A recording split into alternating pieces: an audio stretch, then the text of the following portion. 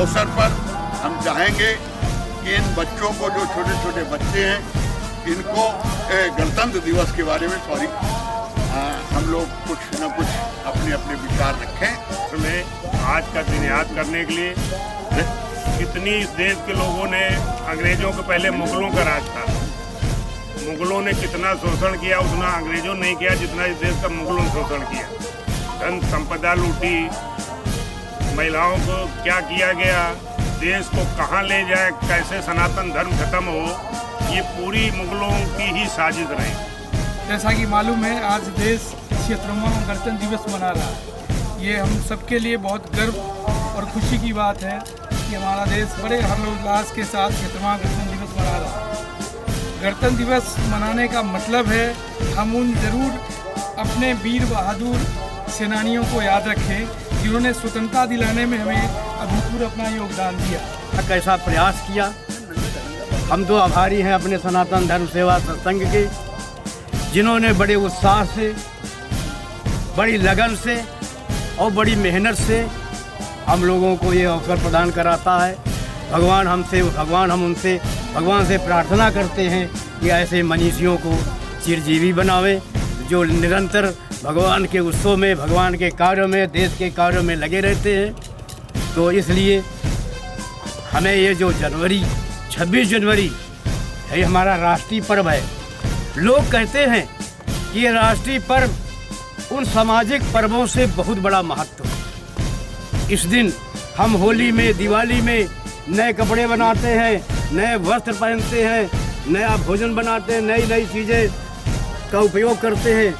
परंतु हमारे मनीषी लोग कहते हैं कि नहीं, ये राष्ट्रीय पर्व है, ये हमारी दीपावली, होली से भी बढ़ कर के है, हम इसको मनाएं। इसलिए हमारे सनातन धर्म में लिखा हुआ है, इसको नष्ट करने के लिए बहुत प्रयास किए गए, परंतु प्रयास असफल रहे। आने वाली पीढ़ी ये जाने कि उन लोगों ने भी कुछ किया था, जिन्होंने आज़ादी के समय गोलियां खाई, जेल में रहे, उन लोगों ने भी कुछ किया था, तभी तो आज हम आज़ाद हुए। अकेले एक आदमी सुभाष चंद्र बोस जैसे लड़ाई लड़ के जीत सकते थे? नहीं, गांधी की अहिंसा भी काम आई। और आखिर उन्होंने ये समझा कि गांधी का अहिंसा को ही दे तो कि जो इसमें बंटवारा हो जाएगा, क्योंकि गांधी बहुत लिबरल थे। तब जब भी बात आई उन्होंने कहा जिन्ना को प्रधानमंत्री बनाओ, जो मंजूर नहीं था। यदि जिन्ना को उस समय प्रधानमंत्री बना दिया होता तब आपकी क्या स्थिति होती? राष्ट्र नहीं बचता हमारा, राष्ट्र एक रहता। परंतु ये होता, देखिए गांधी जी ने मुस्लिम को बना दिया। उन्होंने वो कहा कि ठीक है बंटवारा हो रहा तो भाई जो जाना चाहे जाए, जो हम किसी को नहीं भेजेंगे, जो हमारे भारत में रहना चाहता है वो वहीं रहेगा, जो पाकिस्तान में रहना चाहता है वो पाकिस्तान में रहेगा। इस तरह का कि उससे गांधी लिबरल थे, इसीलिए उन्होंने राम राम कहते हुए गोली खाई थी। अकेले इसलिए नहीं तो क्या अंग्रेज नहीं मार सकते थे उनको?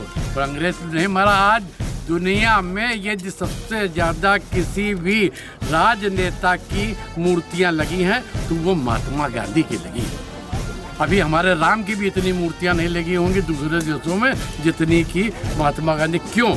उसने ऐसा बोला, अहिंसा पे काम करके उन्होंने ये देश को नमक आंदोलन करके, पैदल चल चल के, डंडी मार्च करके, और कितने लोगों को उससे अंग्रेज घबराए कि इनको नियतों को मार के कैसे जीतेंगे। नहीं जीत सकते। गोली चलाने वालों को गोली चलाने वाला जीत सकता है, पर नियतों पे गोली चलाना बड़ा मुश्किल काम है। बीएसएफ के जवान जानते होंगे, ये कोई भी अपोजिट पार्टी और निहत्ता हो जाता है, ये खड़ा हो जाता, उसको भी गोली नहीं मारते।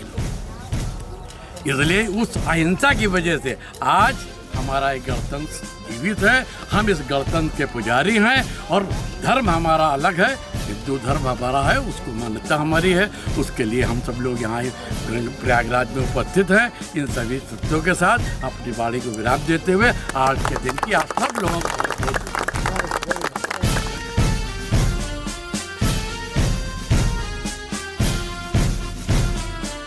जन गण मन अधिनायक जय हे भारत भाग्य विधाता। पंजाब सिंध गुजरात मराठा द्राविड़ उत्कल बंगा। विंध्य हिमाचल यमुना गंगा उच्चल जलधि तरंगा। तव शुभ नामे जागे, तव शुभ आशीष मांगे, गाहे तव जय गाथा। जन गण मंगलदायक जय हे भारत भाग्य विधाता। जय हे जय हे जय हे, जय जय जय जय हे।